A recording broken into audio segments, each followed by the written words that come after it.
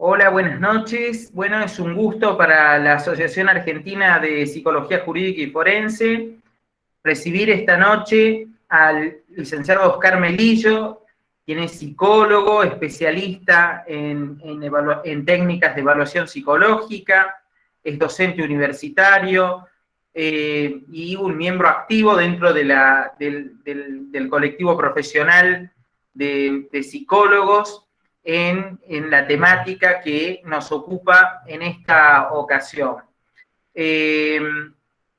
Nuestra intención es la de poder facilitar en esta ocasión un intercambio con los colegas interesados en las técnicas de evaluación psicológica, tanto, digamos, en el caso de Oscar como especialista en la materia y desde la asociación en lo que hace a poder facilitar el contexto de su aplicación en el ámbito forense. Creemos que el curso va a ser de gran utilidad para todos los profesionales que decidan hacer la experiencia en esta formación.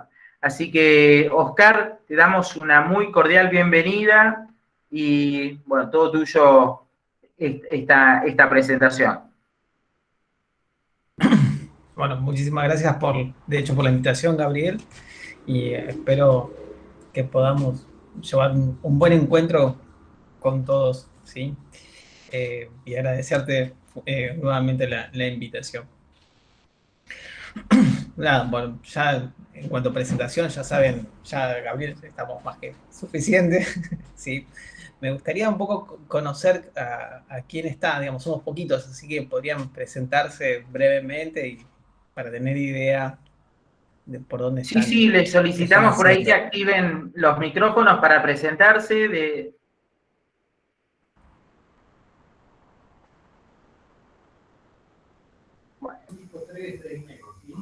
Ahí está. Gabriela Gorostizaga. Bueno, sí, yo soy Gabriela Gorostizaga, licenciada en psicología y en realidad trabajo más en la criminología desde hace casi 2 décadas en gabinetes criminológicos y en equipo de tratamiento de personas condenadas y me interesa poder empezar a adentrarme más a la evaluación también psicológica en lo forense. Buenísimo. Bien, Gabriela, bienvenida. Gracias. Bueno. Silvia es docente de nuestra casa, Oscar, y una maestra, así que bueno, Silvita, presentate por favor con Ay, Oscar. es porque Gabriel me quiere mucho, por eso siempre me pone allá. Bueno, a mí ya me conocen muchos, yo soy psicóloga, psicoanalista, especialista en psicología clínica, ya vitalicia, jubilada de lo que era CENAF, Consejo del Menor CENAF luego, sigo todavía en la docencia universitaria y estoy desarrollando, voy muy tranquila con la tesis doctoral sobre femicidio, pasaje al acto, etc. Soy docente de la Cátedra de Psicopatología 1 de la Facultad de Córdoba, de Psicología, y fui docente en universidades también en Psicología Clínica dentro de la misma facultad y en otras universidades. Soy adherente a universidades privadas, siglo XXI, Universidad de Morón, etc. Y soy miembro de CECIP, también de equipo de investigación sobre este tema de femicidios, violencias, etc. Y del Observatorio de Psicología Aplicada. Y, ¿qué más? Y el año pasado que Gabriel me distinguió con la membresía de la asociación y con el premio Los Nombres del Padre, y soy adherente, soy la psicoanalista lacaniana, por supuesto que sigo ejerciendo, soy adherente a la École Lacaniana de Francia. Buenísimo, bueno, Silvita. Cortito. Bienvenida. Bienvenida. Bueno, yo trabajé muchísimo, cuando trabajábamos en Consejo del Menor y todo eso, perdón, Gabriel, utilizábamos, aparte de las entrevistas, a veces algunas técnicas también, con niños, etcétera, con diversos tipos de de casos bravos. Bueno, y ahora me interesó este conversatorio, digo, no creo que vaya a ser, digamos, todo el curso, pero sí me interesó escuchar al colega hoy y a ver, bueno, siempre hay algo nuevo para aportar y para escuchar. Absolutamente, absolutamente, Silvi. Bueno, bienvenida. Bueno, Daniela, no sé si tiene audio.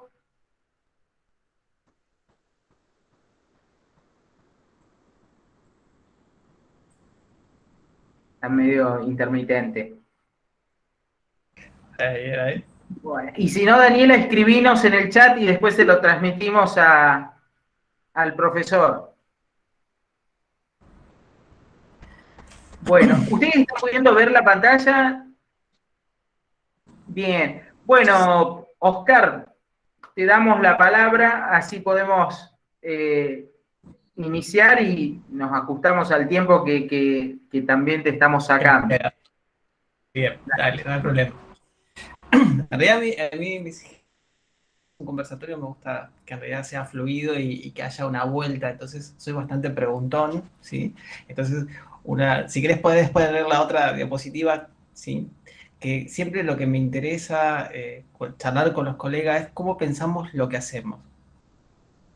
Cómo conceptualizamos aquello que estamos haciendo y desde qué lugar lo estamos haciendo fundamentalmente. Porque esto nos divide claramente las aguas de cómo leemos el fenómeno que estamos tratando de analizar. Y creo que ahí es la mirada experta que tenemos que profundizar. ¿Sí? Con experticia, digamos, desde qué lugar en algún momento uno está mirando ese recorte que está haciendo. Pero no lo hace de cualquier lugar, ni lo hace de manera ingenua. ¿Sí? Inclusive yo siempre sostengo, digamos, que cuando uno empieza a trabajar con técnicas, así como tenemos la formación, el propio análisis y la supervisión, uno debería pasar por una evaluación psicológica para entender de qué se trata aquello que queremos recortar. ¿Cuál es la experiencia que nosotros estamos transitando desde ese lugar? Digamos, en cuanto a formación y en cuanto a entender el fenómeno que intentamos atrapar de alguna manera. Por eso una de mis preguntas que me parece interesante formularles es, ¿qué entienden ustedes por acto psíquico? Inclusive, ¿qué es psicodiagnosticar? Claramente tengo una mirada clínica, eso es evidente, ¿no? sobre el fenómeno, ¿sí? Fundamentalmente. Pero me interesaba, volvemos para atrás, me interesaba justamente eso. Que me puedan contar ustedes cómo piensan que se trata esto.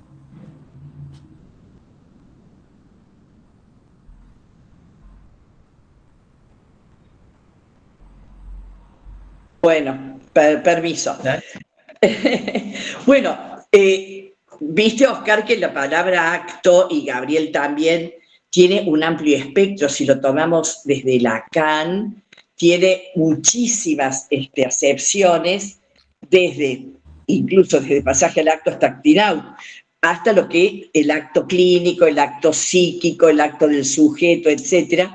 Y me parece que sí, por lo que, si pudiéramos hacer como una especie de colador y de producto, es siempre lo que aparece, digamos, siempre en el orden de algún significante del lenguaje, donde se produce el sujeto, es decir, donde en un momento el individuo ya, digamos, ya no es ese individuo que vemos por la calle, es el sujeto ya dividido que puede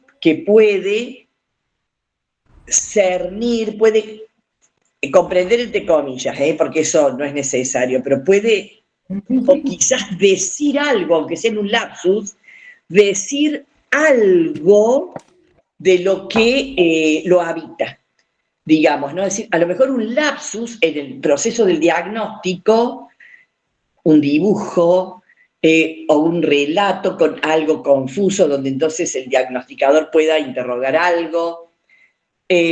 Ahí me parece que se puede mensurar como siempre en un tratamiento psicológico, no importa la línea que sea, se puede mensurar, digamos, en la dimensión de ese acto. Acto psicológico es donde en algún momento aparece no solo el inconsciente, por decir así, sino aparece el sujeto, justamente sujetado de ese inconsciente.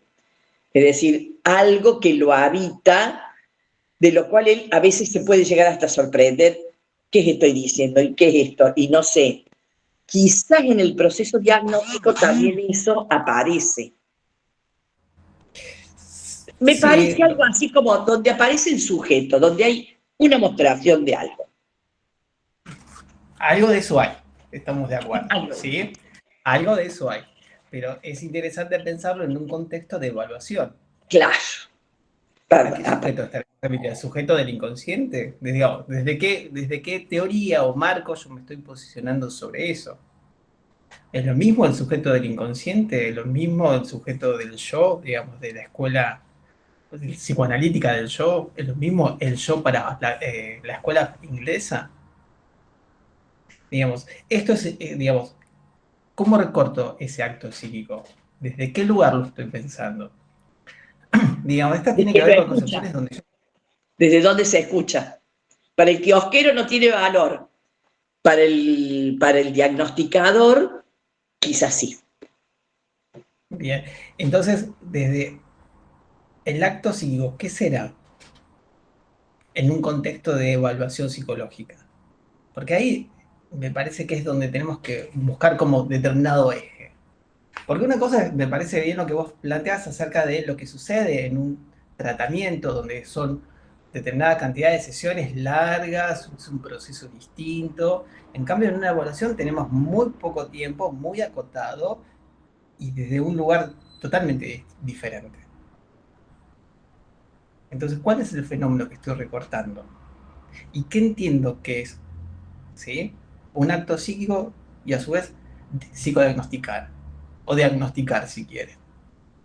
Nosotros evaluamos, ¿qué evaluamos? La pregunta será. ¿Qué evaluamos cuando aplicamos una técnica, una o varias o el conjunto en realidad, ¿no? La batería. ¿Qué estamos haciendo ahí? ¿Qué hacemos cuando hacemos lo que hacemos? Esto es un poco el planteo que traigo para este curso. ¿Desde qué lugar lo estamos haciendo?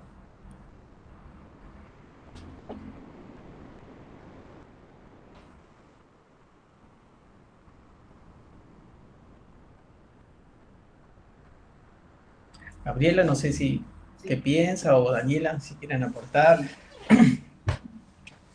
Sí. Oscar, por ahí a modo de sugerencia, atendiendo por ahí a la dinámica del conversatorio, sería por ahí a lo mejor conveniente, porque muchos que por ahí están como inhibidos, un poco tímidos frente a la posibilidad de los intercambios, yo te diría que por ahí a lo mejor sigamos con la presentación como vos la tienes preparada, y en tal caso después hacemos ahí una suerte de, en tanto ya entran un poquito más en clímax, sacándola a Silvia, que ella no tiene inconvenientes, pero por ahí los otros dos colegas le damos por ahí un poquito más de chance a que entren en contexto, si te parece, Oscar. Dale, perfecto, no hay problema. Dale, padre. Ok, sí, lo que me parece, y teniendo en esto, que inclusive es cómo nos posicionamos frente a la conceptualización, que es diagnosticar o psicodiagnosticar. Digamos, una cosa es una evaluación psicológica y otra cosa es un psicodiagnóstico. Es lo mismo, es diferente, tienen distintas implicancias. Es lo mismo evaluar, digamos, ¿no? Hoy muchas veces desde distintas corrientes se ve solamente que el psicodiagnóstico se ejerce en la función que se introduce el Roya. Si no, ¿qué sería? Es otra cosa, ¿sí? Porque ahí tiene que ver con cómo uno define, digamos, ¿no? Desde qué lugar está, inclusive desde qué método o metodología también se presenta. ¿El instrumento es un método? ¿Qué método utilizamos? ¿Sabemos la diferencia entre métodos y metodologías? Esto también tiene que ver con cómo yo de alguna manera, frente a ese acto psíquico, frente a ese fenómeno, hago ese recorte, hago esa lectura. Pero no es una lectura cualquiera.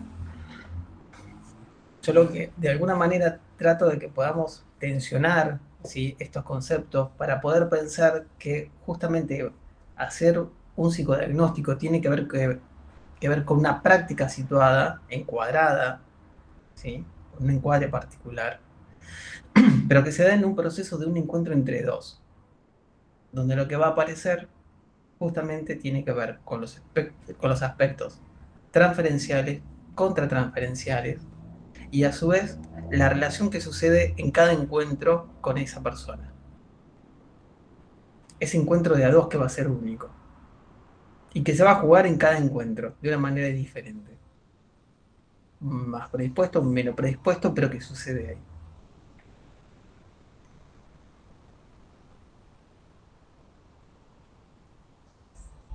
Y que ahí donde nosotros vamos a ser coproductores o coautores con ese sujeto de lo que va a suceder. Esto no es único, es multívoco. Y seguramente si está conmigo va a ser diferente si está con Silvia, con Gabriela, o con Daniela, o con Gabriel. Y eso es importante que uno tenga en cuenta, que una es una variable más en esa producción, no está ajeno. Yo creo que eso es fundamental lo que está señalando Oscar, Eh, y más en nuestro ámbito forense, en donde el sujeto no acude de manera espontánea. Espontáneo. Exacto, lo hace básicamente por un mandato, por un requerimiento de un otro, ¿no? Entonces es muy importante esto que está señalando en cuanto al tema de considerarse uno mismo como una variable más a tener en cuenta dentro de la evaluación.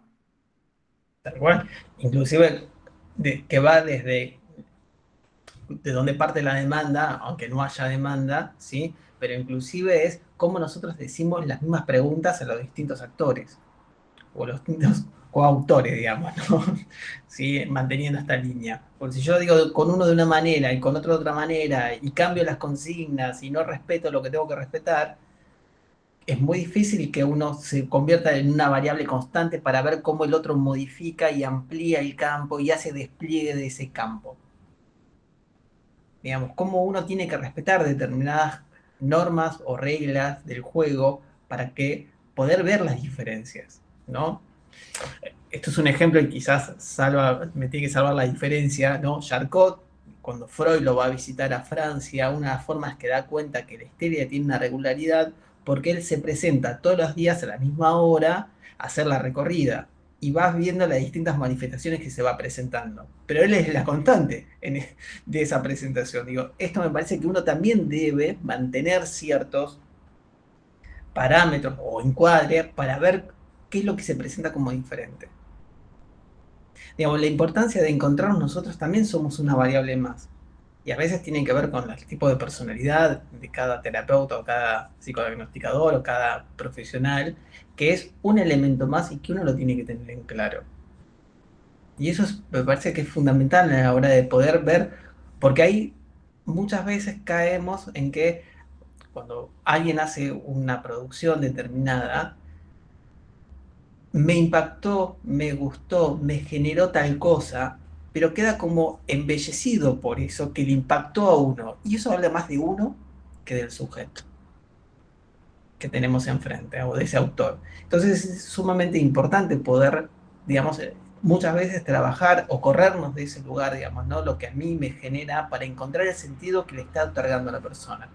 Inclusive, ¿sí?, muchas veces a las técnicas no se le pregunta al autor que lo hizo aquellas cosas extraordinarias que le llaman la atención. Y eso también es fundamental, porque si no es mostrar el sentido que yo le doy a algo que hizo un otro. Y nosotros tenemos que buscar cuál es el sentido que la persona le otorgó a eso. ¿Sí? Ahí tenemos que ir como más ingenuos al encuentro, aunque no somos nada ingenuos, ¿sí?, de cuál es el sentido, por qué lo hizo, cuál es el sentido, a quién dibujó, por qué hizo esa marca ahí y no hizo en otro lado, por qué te contó un relato determinado con una lámina, ¿sí?, y no con otra, ¿sí? Digamos, ahí es donde uno tiene, yo siempre digo que uno se tiene que volver investigador. El secreto nuestro es si nos dejamos de preguntar sobre aquella producción que el sujeto nos trajo, pero no como referencia a nuestro esquema de pensamiento, sino como aquello que atribuye a ese acto que el otro está produciendo cuando nos narra algo. Y en este sentido, el discurso que el otro genera, una narración como discurso, qué relación tiene de alguna manera, ¿sí? Y qué posicionamiento tiene ese sujeto frente a lo que narra, a su propio lenguaje. Porque lo que tenemos que dar cuenta es qué representaciones mentales o psíquicas el sujeto hace de eso que está ahí. En donde nosotros somos una variable más para el sujeto. No es lo mismo si lo miramos con buena cara que con mala cara.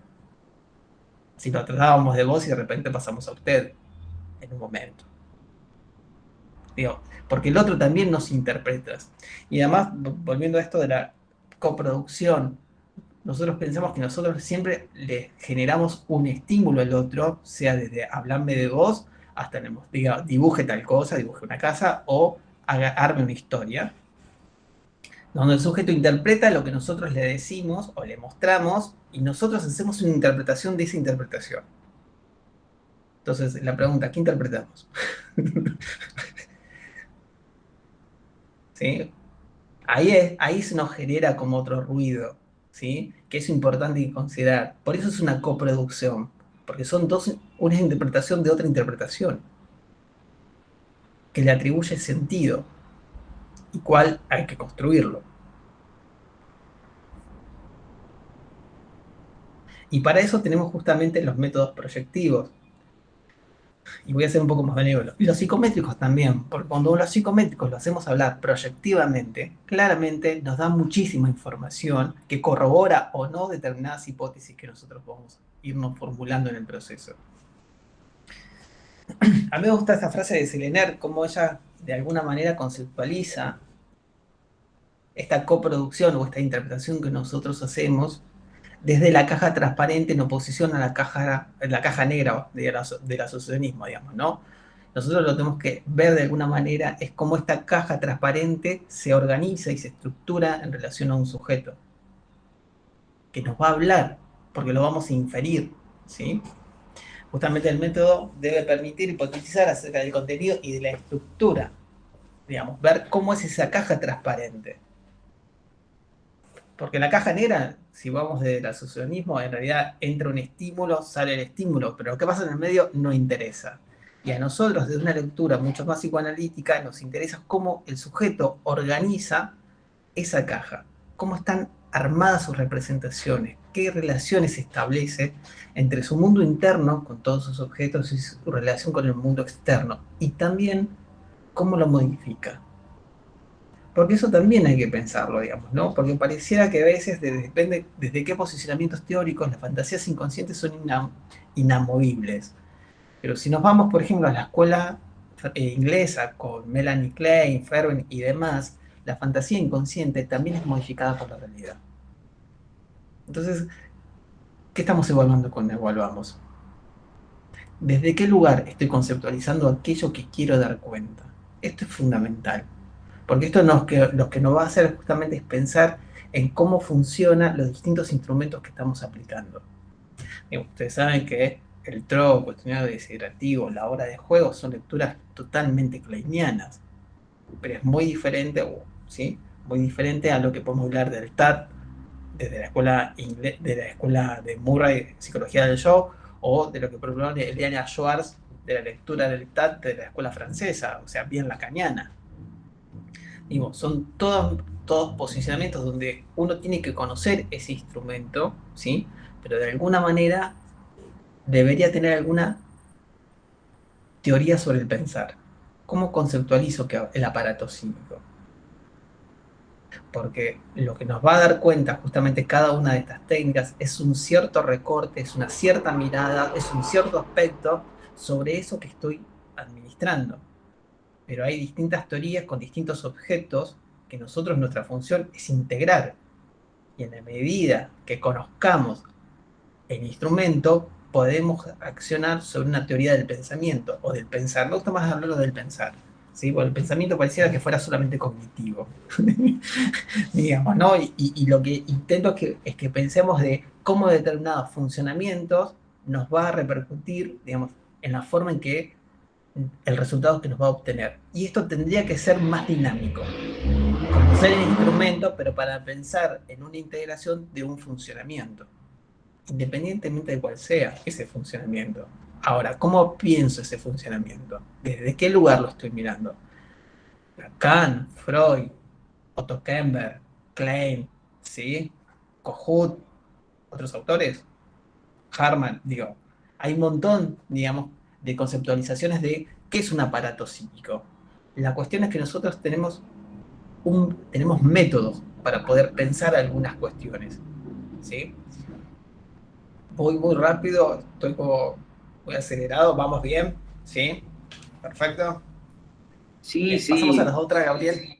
dale, Oscar. Ahí graba, digamos, A ver. de alguna manera, ¿Ahí, nosotros, ahí nuestro está ok? objeto, Sí. sí, sí, ahí estamos bien, Ok, ok, ¿sí? ok. Eh, Nuestro objeto es transparente, digamos, accedemos al sujeto en realidad por líneas no directas. Y esto es la vía perfecta para encontrar de alguna manera otra cosa que no es lo que nosotros observamos.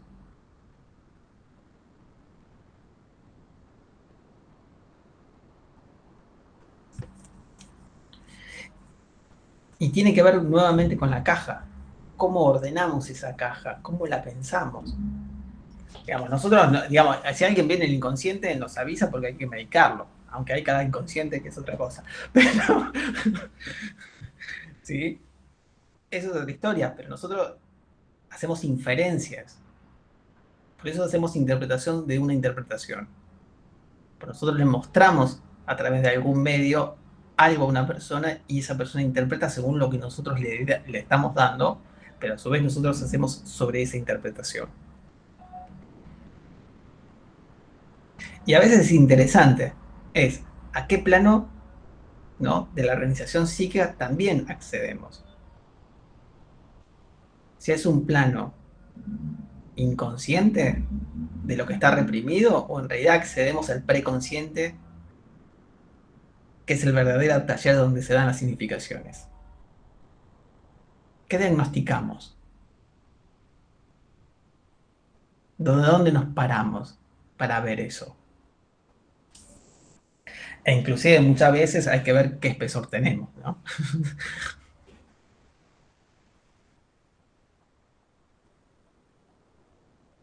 Por eso me parece como el cuestionamiento, digamos, de qué hacemos cuando hacemos lo que hacemos. ¿Desde qué lugar lo estamos mirando? ¿Sí? Y ahí es donde nosotros justamente vamos a encontrar la riqueza de las producciones, no solamente de lo que la persona dice, sino también de aquello que no dice y no cuenta de manera verbal. Que aparece todo lo que es lo paraverbal. Los gestos, se cruzó de brazos, se rascó la nariz, ¿sí? Se cruzó de piernas. No es preverbal.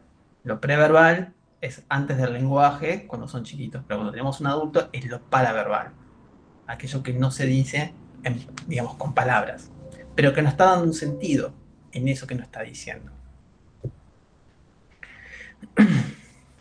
Y ahí es donde nosotros tenemos que seguir buscando significado, porque la persona con esos movimientos también está diciendo algo, ¿sí?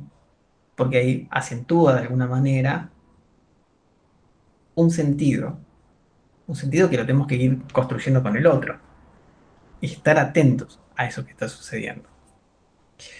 ¿Podés pasar a la otra? Ah, qué raro que se ve. ¿No lo podés levantar? A ver si se ordena o no.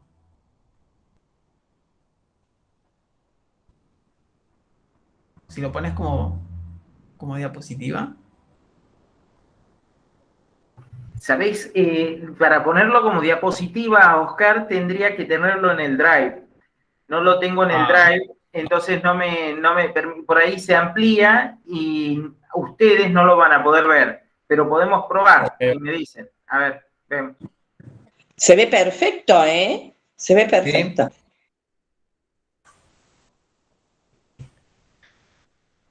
Bien, lo traigo como para tener en cuenta algunas de la importancia de los métodos proyectivos y psicométricos también, en realidad, que están actualizados y la importancia que uno tiene que ver con manejar con temas actuales, ¿sí? Digamos, fundamentalmente en forense. Inclusive muchas veces se confunde entre la prueba y la evidencia, pero no me quiero meter en ese terreno, ¿sí? Lo vamos a dejar ahí picando, ¿sí? Pero sí la importancia de poder construir razonamientos realmente, juicios clínicos en ese sentido, y no juicios intuitivos o personales. La importancia de poder construir a partir de instrumentos válidos y confiables y actualizados, eso es sumamente importante, con lo cual en algunos temas en Argentina estamos muy flacos, ¿sí? Porque a veces nos invierte, porque no le llama la atención a las editoriales, porque no hay equipos realmente de investigación que se dediquen a hacer una apuesta fuerte, porque las universidades no pagan lo que tienen que pagar y terminamos haciendo todo de manera muy, digamos, a cuenta gota y muy desgastados, ¿sí? Pero sin embargo me parece, por ejemplo, una de las cosas que hoy por hoy, y como para mencionarlos, tiene que ver con el tema de la ley de género e identidad sexual, digamos, ¿no? Donde, por ejemplo, tenemos el HTP, ¿sí? O el DFH, donde dibuja una persona de sexo opuesto. ¿Cómo trabajamos, cómo pensamos las nuevas manifestaciones sexuales cuando tenemos una cuestión de género en nuestra consigna? ¿Cuál es el impacto? ¿Sí? Me parece que deberíamos tener alguna, por lo menos, investigación sobre el tema y las nuevas presentaciones. ¿Y cómo pensamos eso? Digamos, ¿esto tiene que ver con una nueva representación psíquica o es otra cosa? ¿Cómo nos posicionamos nosotros como psicólogos para leer eso? Y en forense me remito quizás a pensar en chicos de 4 años que hoy por hoy ya tienen el documento de cambio de género. Cuando también estamos, por otro lado, saber que en la infancia hay procesos y hay tiempos. Digamos, ¿se evalúa solamente por la autopercepción? ¿Qué implica evaluar solamente por la autopercepción? ¿Yo me enuncio y ya estoy evaluado y ya soy lo que soy? Entonces ahí vuelvo a posicionarme como investigador. ¿Eso que está sucediendo ahí? Esa presentación, ¿qué me está diciendo? ¿Desde qué lugar lo estoy leyendo? ¿Cuál es de esa manifestación la representación psíquica? ¿Tenemos diferente representación psíquica? ¿Tenemos un aparato psíquico diferente? ¿O es una manifestación como si fuera algo de moda también, digo? Y yo en el último tiempo estoy como bastante reiterativo. En la época de los flogger, emos y dark, ¿cambiaron los sujetos? La estructura psíquica fue otra, digamos, frente al sexo, o la sexualidad, perdón, frente a la sexualidad, ¿sigue siendo falocéntrica o hay una nueva modalidad de organización? ¿De qué estamos hablando nosotros los psicólogos cuando hablamos de estos fenómenos? Por eso hablo del acto psíquico, no hablo, o de la representación, no hablo del fenómeno en sí mismo. Nosotros nos tiene que, por lo menos lo que yo creo, interesar es cómo es la representación psíquica de esa presentación. ¿De dónde está? Digamos, no celebro y estoy acorde con la ley, no estoy para nada en contra, ¿sí? Y esto quiero dejarlo en claro. Y en este punto estoy hablando de chicos. En el adulto lo vemos de otra manera. Lo charlamos de otra manera y nos sentamos a hablarlo, ¿sí? Pero en los chicos, digamos, esta presentación es que tiene. ¿Cuál es el punto en común de estas diversidades? En algún punto, algo con el encuentro con lo sexual sucede, pero ¿cuál es el punto en común? O, como quieran, si es en realidad, habría que pensar como una suerte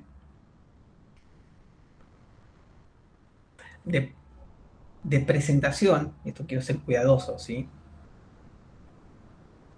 Y yo me baso mucho más en la escuela inglesa en este punto, si es en realidad, ¿es un self o es un falso self lo que se estamos generando con estas manifestaciones? Pero la sexualidad se resuelve de manera binaria, como Freud nos enseñó de manera ortodoxa. Digo, ¿es una presentación que va a modificar según cambie la modificación de acá en un tiempo? ¿O en realidad se está generando otra forma de organización? Digo, por eso tenemos que tener siempre, no despegarnos de una teoría de pensar. ¿Cómo introducimos este fenómeno en relación a esta organización psíquica? Digamos, porque si no nos quedamos con, tengo una roncha, tengo tal efecto, digamos, ¿no? Tengo tal cosa. Y nosotros, es transparencia lo que estamos trabajando, es cómo está organizada esta cabeza. Ahora, si esta organización psíquica cambia, ¿dónde está el tema? O tendremos que pensar, digamos, si tenemos algún caso de esto, pensar es cómo esa presentación de esa situación nos estaría dando cuenta de cómo el sujeto transita determinadas situaciones. Como para terminarlo, digamos. Nosotros lo que vemos es siempre lo que le pasa al sujeto con su sufrimiento, sea otro. Lo que no tenemos que estar, digamos, ¿por qué lo planteo esto? Porque muchas veces, cuando son chicos tan pequeños, a veces lo que puede haber de fondo es un abuso sexual infantil, que adquieren nuevas identidades justamente para estar en un lugar un poco más sano. Y lo que tenemos que nosotros, en algún lado, velar es que ese proceso de cambio de identidad sea la mayor elección de libertad que el niño esté transitando. Porque también se han visto que a veces muchos quedan ligados al deseo materno o paterno, de ser otra cosa que no son eso. Digo, pero no para no entrar demasiado en el tema, digamos, ¿no? Es cómo pensamos el fenómeno encuadrado en qué. Y ahí me parece que en vez de tenemos que apoyarnos en un criterio clínico, no en un criterio ideológico. La ideología está buenísimo, ¿sí? Permite un montón de cosas, habilita un montón de otras. Pero para mí es un tema sumamente sensible en ese sentido, pero tenemos que ver qué relación el sujeto establece con eso que le pasa. Desde una mirada clínica, psicológica, obviamente, digamos, ¿no? Bien, pasamos al otro.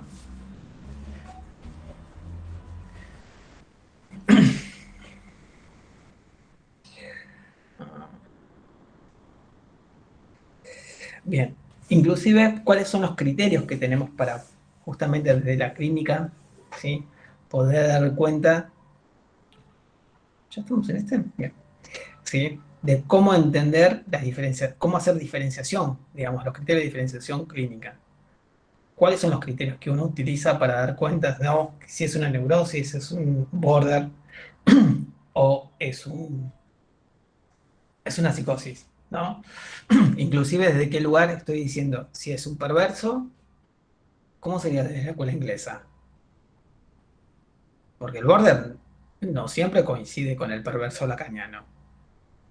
¿Desde qué lectura estoy haciendo, digamos, ¿no? Inclusive cuando salto al DSM-4 o al DSM-5 o al C10 o al C11, digamos. ¿Cuáles son las nomenclaturas que estoy utilizando? Inclusive no confundirlas. Digamos, ¿no? Está la prueba de realidad con el sentido de realidad, el juicio de realidad y el pensamiento, el grado de integración de la identidad, si hay un yo fragmentado, difuso o integrado, las operaciones defensivas, si son pre-represivas o por-represivas, y la capacidad sublimatoria y capacidad de goce que Lunasi lo trae desde la lectura de Ferenczi, digamos, ¿no? La capacidad, porque no solamente al lado de evaluar, que generalmente uno evalúa por la falta, pareciera, ¿sí? También el sujeto tiene un montón de recursos y tenemos que sostenerlo. No solamente se evalúa por la falta, sino por lo que hay, por lo que el sujeto tiene. Y esto ha sido como un cambio en los últimos tiempos, ¿sí? De cómo desde la clínica uno se puede no solamente ver lo negativo, sino empezar a ver lo positivo. Y hoy todavía sigue costando mucho hablar en términos positivos. inclusive de la psicopatología. Pasamos al otro. A mí me parece que siempre, es un poco lo que les venía planteando desde hoy, la posibilidad de la articulación entre la teoría de los test, con su fundamentación teórica, su administración, sus indicadores, y la teoría que nosotros tenemos para pensar, o de cómo funciona el aparato psíquico, de cómo opera, digamos, ¿no? La representación junto con el afecto. Porque a mí me parece que la articulación en estos elementos es sumamente importante. Porque ahí, digamos, no hay sistema por ahora artificial que nos permita dar cuenta de la integración. Pero la integración la tenemos que lograr nosotros. Y si yo me quedo con cada técnica por separado, tampoco estoy integrando. Lo que estoy haciendo es una colección de datos, no una integración de los datos. Y a su vez va a permitir que se enriquezca tanto cuando tengo que hacer una administración, porque yo ya estoy pensando de alguna cuestión, y a su vez que va a enriquecer cómo estoy pensando ese funcionamiento, ese aparato psíquico, con sus riquezas y con sus pobrezas también. ¿Sí? Y la ventaja que nos dan.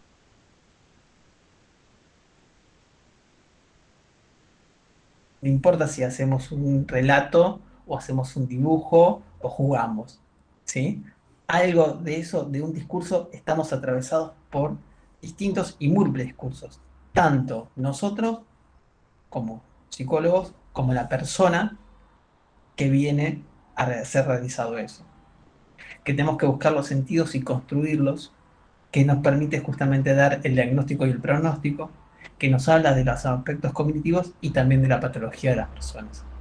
Estos son elementos que nosotros tenemos que tener en cuenta y tenemos que realmente profundizar en esos temas. Porque a veces, muchas veces, se leen de manera rápidas y superficiales y quieren como la cosa rápida. Bueno, esto es, administro, ya está, analizo, dos cuentitas y estamos. Y es mucho más que eso. Sí, pasemos a la otra, Gabriel.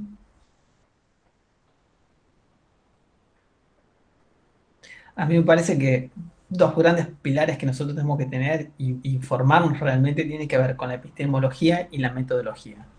En cuanto a la epistemología, justamente dar cuenta qué estamos haciendo cuando hacemos eso. Digamos, ¿es una evaluación psicológica? ¿Es un psicodiagnóstico? ¿Cuál es la diferencia? ¿Qué aporta cada una de ellas? ¿Sabemos la diferencia entre test y técnica? Más allá de la clasificación generalizada de test para lo psicométrico y técnica para las proyectivas. Metodológicamente, ¿de qué estamos hablando en ese punto? ¿Cuál es el método interpretativo de las técnicas proyectivas? ¿Y cuál es el problema de la objetividad de la realidad? Digamos, cuestionarnos de alguna manera por el objeto de estudio que nosotros estamos intentando recortar. En forense será uno, en clínica será otro, en laboral será otro, en educacional será otro. ¿Sí? Aunque utilicemos las mismas técnicas. La cuestión es cómo entiendo esa realidad por parte de un otro. Pasamos a la siguiente. Siento que arranqué en primera y le metí con todo, pero... ¿Sí? También la diferencia entre métodos y metodologías. Métodos hay tres. Metodología es el paso a paso. ¿Sí? El método, que son tres, tiene que ver con el hipotético deductivo, el inductivo, ¿sí? Y el abductivo, que tiene que ver con el de la complejidad, el paradigma de la complejidad, ¿sí? Perdón, Oscar, repetí, vos sabés que es como que se te cortó, o no sé si será mi dispositivo, como que se cortó algo en los tres métodos. Lo primero que dijiste El era hipotético deductivo. cognitivo-deductivo. Sí. Hipotético deductivo, el inductivo y el aductivo. Cognitivo. No, hipotético deductivo. Ah, me faltaba eso. No te lo había entendido. El inductivo. El cognitivo. No, el cognitivo no. No, ¿qué entendí? No, cognitivo nada. No, nada, nada. ¿Cuál era el segundo que dijiste? El inductivo Inductivo, perfecto. y el aductivo. Ese sí, perfecto. Ahí se escuchó bien. Ok. Había algo ahí, perdón. Bueno, borro. Bien. Que tiene que ver cómo uno construye conocimiento. ¿Qué tipo de razonamiento se utiliza? ¿Ustedes saben desde qué lugar leen lo que leen? ¿Cómo relacionan razonamientos? ¿Cómo construyen ese razonamiento? ¿Cómo llegaron ahí a llegar a pensar lo que pensaron? Digo, ¿no? Muchas veces uno ve un gráfico y dice tal cosa, pero ¿cómo llegaste a ver eso realmente? ¿Cómo hiciste esa construcción o deconstrucción para poder pensar lo que pensaste? Es lo mismo pensar, por ejemplo, de generalidades a la particularidad, de la particularidad a lo general, o como lo hace Freud o Sherlock Holmes con la construcción de los casos. Ahí es de una lógica de Peirce, digamos, ¿no? Donde uno trabaja hoy por hoy la construcción del caso individual, desde donde parte de cosas conocidas, probadas científicamente, del caso particular, de la situación particular y la construcción del caso. Digamos, esto tiene que ver con lógicas de construcción de conocimiento, por eso tiene inclusive del paradigma, no es casual que estemos hoy en el paradigma de la complejidad, ¿sí? A partir de la lectura de lo indiciario, digamos, ¿quién diagnostica la represión? ¿Dónde la vemos? Vuelvo, si alguien la ve, me avisa, lo medicamos. Pero, sí. Digamos, nosotros inferimos muchas veces elementos en ausencia, porque tienen que ver con la combinatoria de elementos en una red y en una estructura, que pueden estar presentes o ausentes, porque si no nos quedamos como el médico y el DSM-4. Presenta 5 signos de tal cosa, 5 signos de la otra y 5. Y nosotros trabajamos con sistemas simbólicos, con símbolos, lo que aquello representa. Y en esa combinatoria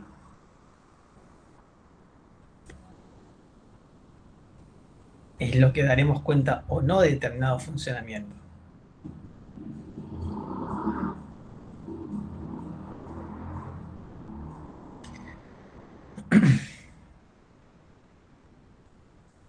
E inclusive, pero no me voy a meter demasiado, digamos, ¿no?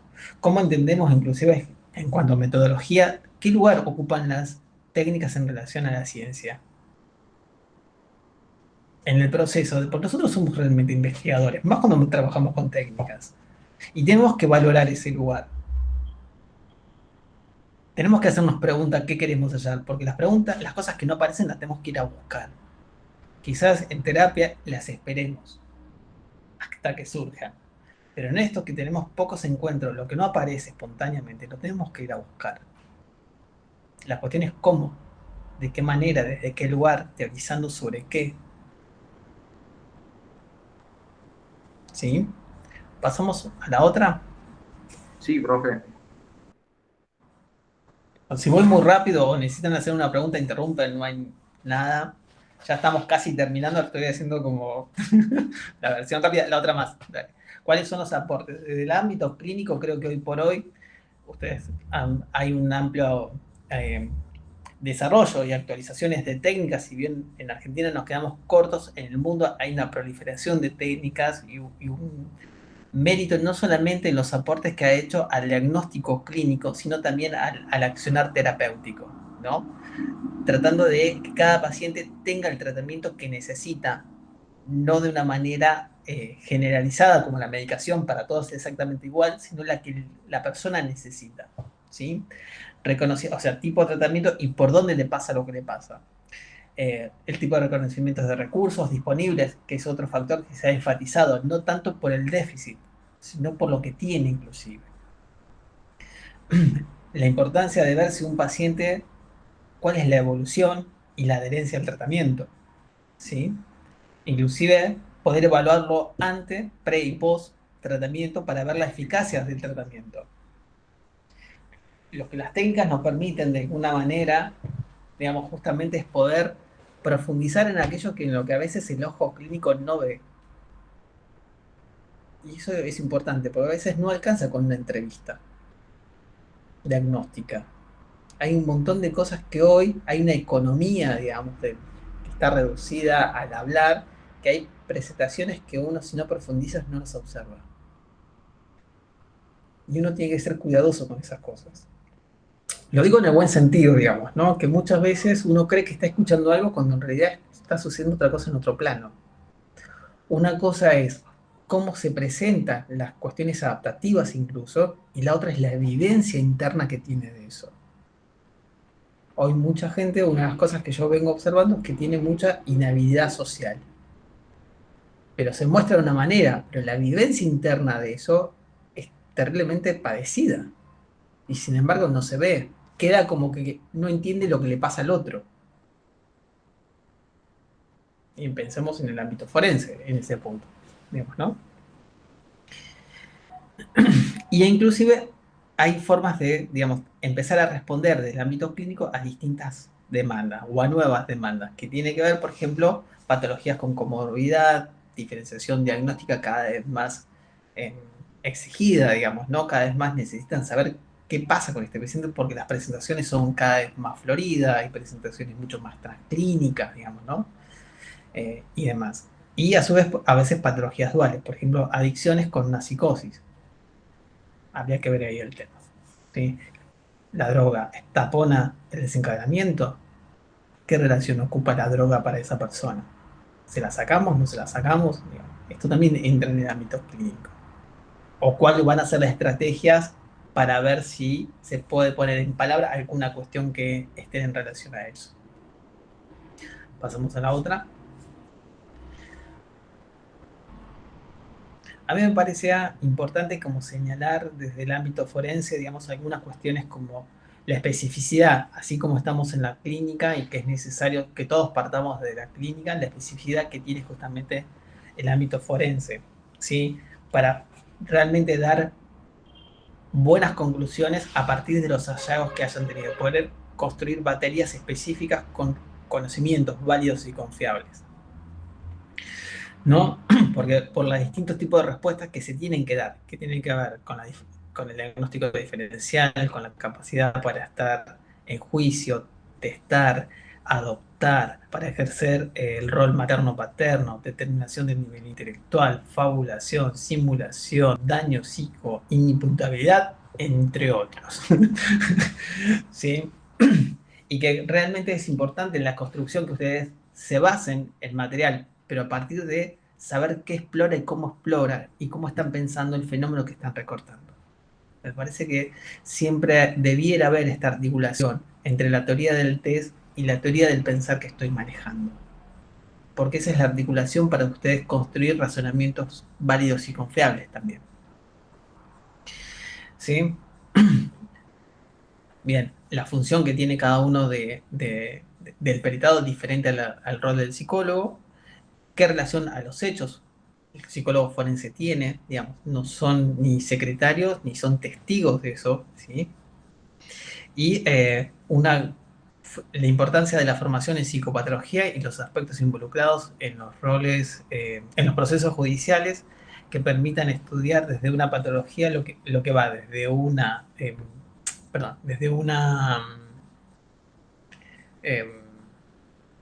se me fue. Bueno, desde una patología que necesita un resarcimiento hasta inclusive determinar si una persona necesita o no cumplir una pena.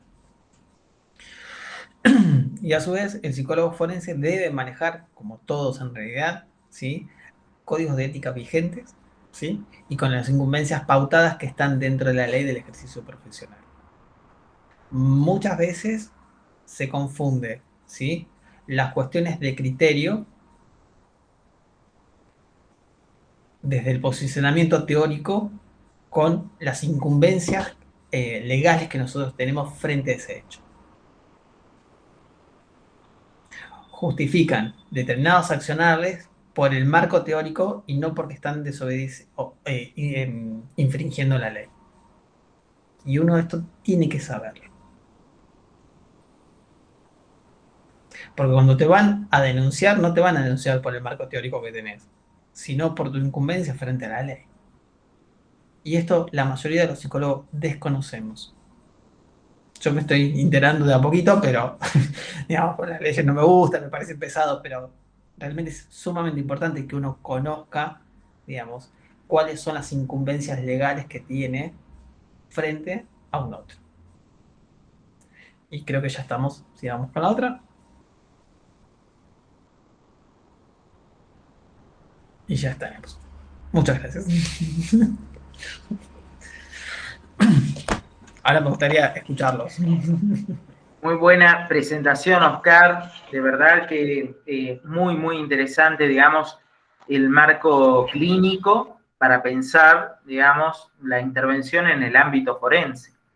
Es algo que desde la asociación permanentemente resaltamos, digamos, el tema de la formación clínica para poder trabajar en el ámbito forense. Y lo has podido delimitar muy claramente con diversos ejemplos y situaciones que me parece que son muy atinentes.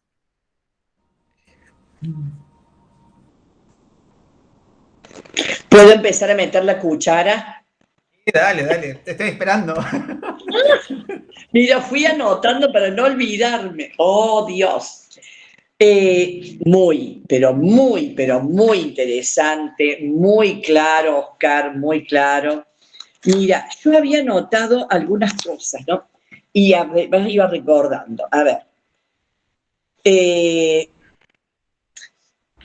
Antes que nada, les quiero contar una pequeña anécdota de cuando nosotros empezamos a estudiar Lacan.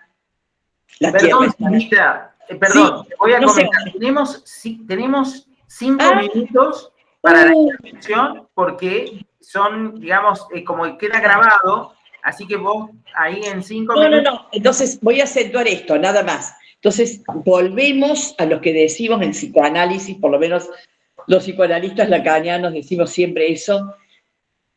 Viste, ante la imposibilidad justamente de generalizar, de hacer, digamos, como conjuntos, pues siempre alguien se sale del borde, siempre vamos al uno por uno, al caso por caso. Entonces, acá yo te quería preguntar, Oscar, si te ha tocado algún niño con estas características, un niño con cambio de identidad, etcétera, toda esta historia, y yo te digo, yo ya adelanto una opinión, me parece que no hay nadie tan libre, porque todos somos sujetos, hemos pasado por diferentes identificaciones, los heteros, los homos, los bi, los todos, es decir, hay algo de todo modo en ese niño marcado, ya sea por impronta de la madre, del padre, del tío, es decir, igual que cualquiera de nosotros. Entonces, digo, si solamente esto en el caso por caso, es decir, escuchar a ese niño quizás después cambie o vaya a saber qué a los 15 o a los 12. Lo mismo en adultos, por supuesto, pero me parece que hay que apuntar como hacemos en el análisis, no importa más allá de las técnicas, etcétera, o la evaluación, es ese uno por uno, porque ese que está sentado es diferente y va a vivir cosas, bueno, no importa, no lo voy a volver a repetir. Te quería preguntar, Oscar, hacer hincapié nada más que en esto, quería decir 10.000 cosas más, pero no. Me voy a abstener, como se dice en forense. Bueno, no más su señoría. ¿Te ha tocado, Oscar, algún caso trabajado así con algún niño? Porque No, yo escuché con gente adulta, pero no escuché con niños. Con niños. Mira, no he tenido la posibilidad de manera directa, ¿sí? Sí, por ejemplo, estoy tratando de ver si en el DFH le puedo cambiar la consigna de cambiar, por ejemplo, en vez de preguntar una persona de sexo opuesto, dibujar una persona diferente. Claro, perfecto. Yo también lo pensé mientras vos ibas hablando, sí. Digamos, a ver qué pasa. Para él, la cuestión es hay que ver... Lo opuesto. ¿Qué sería para él lo opuesto, lo diferente? Pues, pero ahí hay que ver cómo, digamos, ¿no? Preguntando después qué es lo diferente.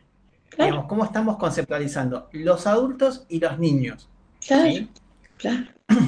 Entonces, a mí me parece que en realidad tenemos que volvernos investigador, pero ahora, no dentro de 2 años más adelante. Y en el 1 por 1, Oscar, no perder el 1 por 1. Sí, No perder eso. estamos todos de acuerdo. A ver, yo creo que en realidad quizás ahí tengo otro posicionamiento un poco diferente, porque yo creo que tenemos la neurosis, por decirlo así, vamos a hablar Sí. la neurosis, los neuróticos, y después, ¿por qué? Juanita es neurótica. Claro, ¿Sí? claro. Alguna generalidad tenemos, si no, no podríamos diagnosticar o no podríamos decir está de un lado o está del otro. De hecho, Claro. decir que es un neurótico, un perverso o un psicótico son categorías que nosotros manejamos. La Claro. cuestión sí quedamos perdidos ahí Sí. y no estamos viendo la individualidad. Exacto, exacto. ¿Sí? Exacto. Pero de determinadas categorías estamos manejando y tenemos que ser cuidadosos de qué hablamos cuando hablamos lo que hablamos. Y siempre volver a la diferencia entre el fenómeno y la verdad.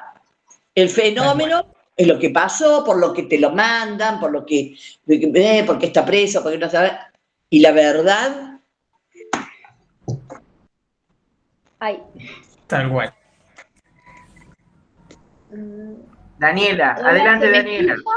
¿Se me escucha? Sí. Ay, Sí. tuve problema toda la noche con la computadora, perdón. Se me apagaba, se me prendía. Bueno, esto se me apagaba hace un rato.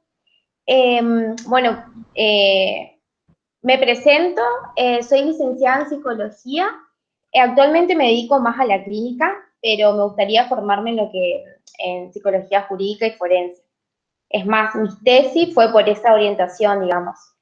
Y quería como traer a colación lo que había dicho justamente Oscar, esto de acerca de conocer las leyes. Cuando nosotros, me incluyo por el tema de que teníamos un grupo de trabajo, digamos, en las prácticas, lo llevamos a cabo en un comedor, no podíamos no desconocer el tema de las leyes a la hora de articular y armar redes.